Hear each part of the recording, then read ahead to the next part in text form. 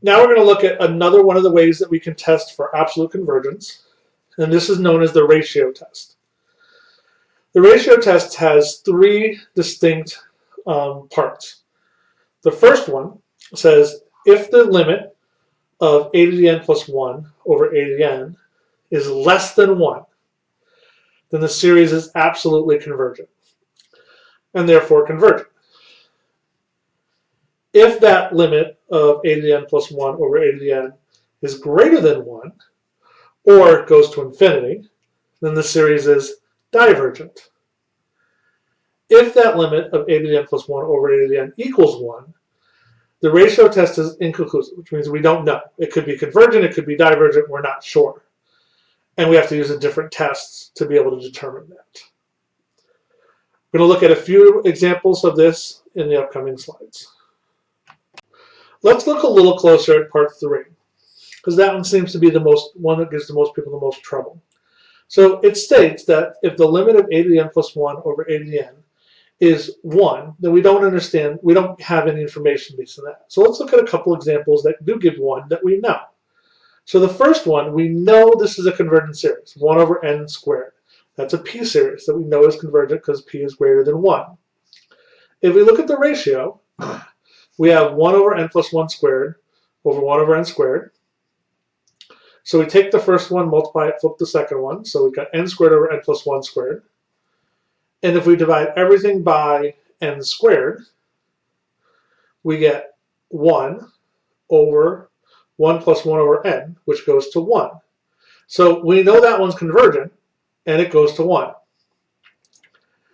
If we look at the harmonic series, 1 over n, we know that one is divergent. And if I do the same thing, I end up with n over n plus 1, which we divide everything by n. We get 1 over 1 plus 1 over n. And that also goes to 1. So those two series, the limit both goes to 1 based on the ratio test. One converges and one diverges. This is one of the reasons why we can't use the ratio test to do all the problems. If it does come to 1, we have to use a different test. Now let's look at a couple examples. The first example, we're going to test for convergence in the series n to the nth power over n factorial. So a couple things to remember. Make sure you remember that factorials are all the values multiplied all the way down. So n factorial is 1 times 2 times 3 times 4 times 5 all the way to n. And then n to the nth power would be n times n times n, n times. So we know they're both positive, so we don't have to worry about the absolute value signs on this one. We're going to do a to the n plus 1 over a to the n. So I get n plus 1 to the n plus 1 power over n plus 1 factorial times n factorial over n to the n. So the n plus 1 to the n plus 1 power, that's actually the same thing as saying n plus 1 times n plus 1 to the nth power. N plus 1 factorial is no different than saying n plus 1 times n factorial, because I'm just pulling that first term out, and I'm left with n factorial. The reason we want to do this is because I want to be able to cancel stuff out. So I can cancel out the n plus 1s. I can cancel out the n factorials, and I'm left with n plus 1. So I'm left with n plus 1 to the nth over n. So that is the same thing as saying 1 plus 1 over n to the nth power. 1 plus 1 over n to the nth power actually goes to e. Since it goes to e, and e is greater than 1, this series is divergent by the ratio test. The next example we're going to look at is number 13 on page 743. So it's the series 10 to the nth power over n plus 1 times 4 to the 2n plus 1 power. So we're going to do the ratio test on this one. And as you can see here, the ratio test does get a little bit messy when you're doing it. But we put them all in there, and then we slowly break down the problem.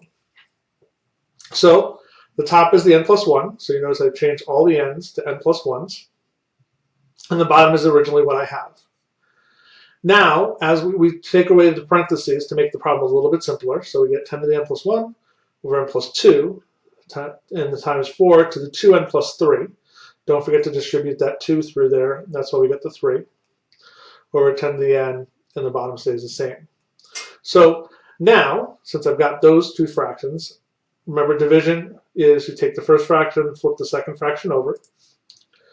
So we've got that as my new problem. Now we're going to deal with those exponents. We're going to break those exponents down so I can actually be able to start canceling stuff out. So 10 to the n plus 1 is no different than 10 times 10 to the n. 4 to the 2n plus 3 is 4 to the third times 4 to the 2n. 4 to the 2n plus 1 is 4 times 4 to the 2n, and then 10 to the n there. Now notice I have 10 to the n on the top and the bottom, so I can cancel those out. I have a 4 2n on the top and the bottom, so I can cancel those out. And then I can simplify my fractions out a little bit. I can cancel out one of the 4's with the 4 there. So I'm going to 10 up on top, 16 on the bottom, so this is 4 squared, n plus 1, and plus 2. So now we're going to do the limit of that. We're going to see what the limit goes to. So the 10 over 16 comes out, and the limit of n, as n goes to infinity of n plus 1 over n plus 2, goes to 1, so the whole problem here goes to 5/8. Now remember the rule. 5/8 is less than 1, and if the limit goes is less than 1, based on the ratio test, this function is convergent. So this original series is absolutely convergent.